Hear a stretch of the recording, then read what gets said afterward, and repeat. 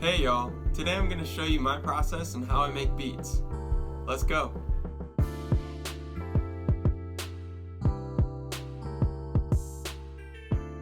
First we're going to talk about what you need to start making beats. The essential things needed to make beats are a computer, a digital audio workspace or DAW, and headphones or speakers that are good enough for you to hear clearly. The first step in making a beat is laying down the sample.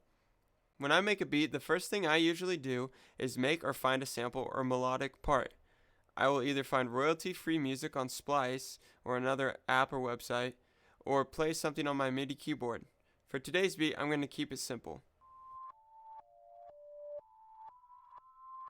Step 2 is the kick. With percussion specifically, there are parts that are in the low end frequency and the high end frequency.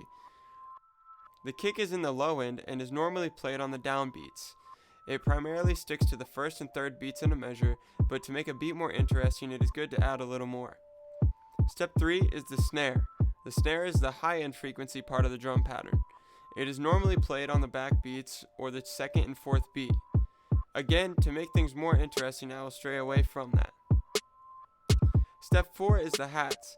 Hi-hats are another part of the high-end frequency percussion that adds rhythm to the groove. Hats can be played with different rhythms and speeds, and they add interest to the beat overall. Step 5, the bass. The bass is the low-end frequency and it shows the chord progression of our sample. It is usually very simple, but it can make or break your beat. For this beat, I will use a sound I made in a synth plugin on Logic. Step 6 is the details. After you have your basic skeleton of a beat, you can add more percussion, effects, and other sounds. You may want to distort your sample or add reverb or an echo to a snare. It is really up to you. This has been a simple how-to to get you started making beats. Thanks for watching. See ya!